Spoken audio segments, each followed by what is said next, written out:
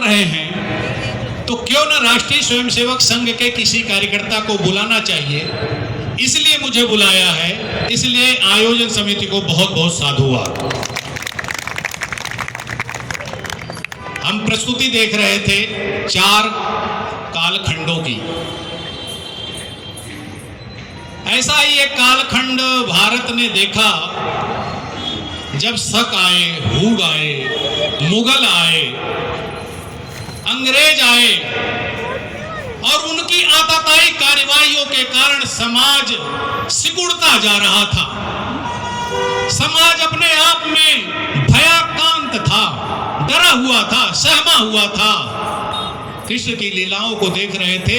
भगवान श्री कृष्ण ने महाभारत में अध्याय 4 में उनका श्लोक 7 और 8 है, कहा है यदा यदा ही धर्मस्य ग्लानिर्भवति भारत अभ्युत्थानम अधर्मस्य तदात्मानं सृजाम्यहम्। फिर अगले श्लोक में कहते हैं परित्राणाय साधूनां विनाशाय च दुष्कृतां धर्म संस्थापनार्थाय संभवामि युगे युगे। कहा है कि जब जब धर्म का प्रभाव बढ़ेगा मैं आऊंगा। भय से व्याप्त समाज ने पुकारा कन्हैया कन्हैया तुझे आना पड़ेगा, कन्हैया कन्हैया तुझे आना पड़ेगा। गीता में दिया वचन निभाना पड़ेगा, वचन गीता में दिया निभाना पड़ेगा। तो एक बार मेरे साथ बोलिए कन्हैया कन्हैया तुझे आना पड़ेगा, गीता में दिया वचन निभाना पड़ेगा। भगवान से कहते हैं कि जब भगवान से हम आग्रह करते हैं, अनुरोध करते हैं, प्रार्थना करते हैं तो भक्तों की आवाज सुनी जाती है।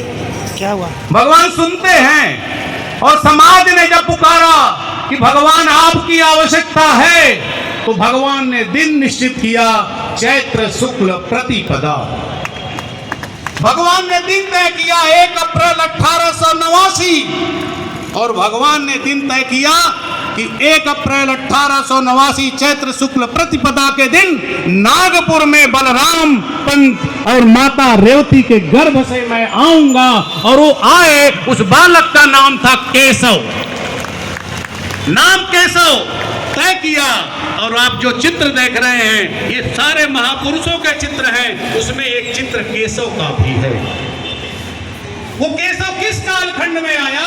जब ये समाज भय से व्याप्त था, समाज आपस में बटा हुआ था, पराधीन था, अंग्रेज शासन कर रहे थे।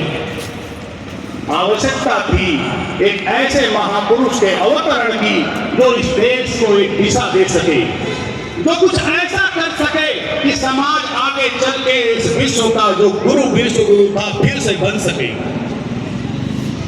और उस बालक केशव ने जो काम किया वो कोई नया काम नहीं था।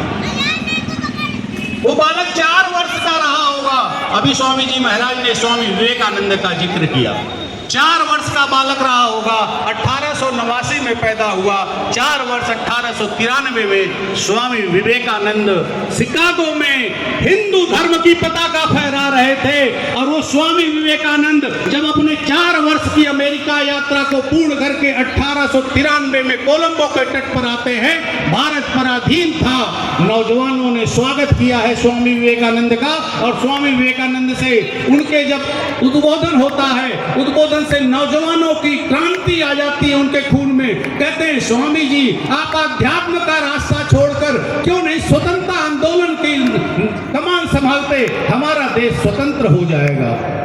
स्वामी जी का उत्तर था ठीक है, तुम्हारे आग्रह को मैं स्वीकार कर लेता हूं। इस आग्रह को स्वीकार करके स्वाधीनता